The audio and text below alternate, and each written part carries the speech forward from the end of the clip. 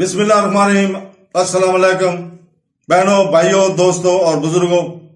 आज सवाल जवाबात के सिलसिले में हम जवाब दे रहे हैं कि खाना काबा और हजर अस्वद को,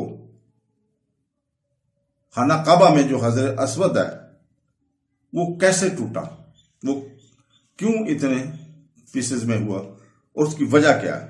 असल में हजर अस्वद एक पत्थर था और है, ताहम इस पत्थर को, हजर अस्वद को तोड़ने के 8 टुकड़ों में तकसीम कर दिया गया था।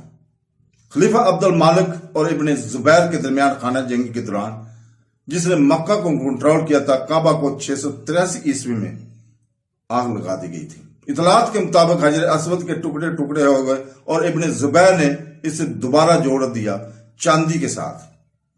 हजर अस्वद का वो गुलाफ जो पत्थर को एक साथ रखता है, खालिस चांदी से तैयार किया गया है और ये मुकद्दस पत्थर के लिए हिफाजती तरीकाकार के तौर पर काम करता है। चांदी का गुलाफ सबसे पहले अब्दुल्ला बिन जुबैर रज़ियल्लाहु ताला ने बनवाया और बाद में मुख्तलिफ खुलफाए ने इसकी जगह ली। आज हजर अस्वद की पैमाइश 7.9 इंच 20 सेंटीमीटर और 6.3 इंच 16 सेंटीमीटर है। ताहम मुख्तलिफ मौका पर हजर अस्वद की दोबारा तश्कील की वजह से वक्त के साथ साथ हजर अस्वद का तूल अर्ज में तब्दीली आती रही है।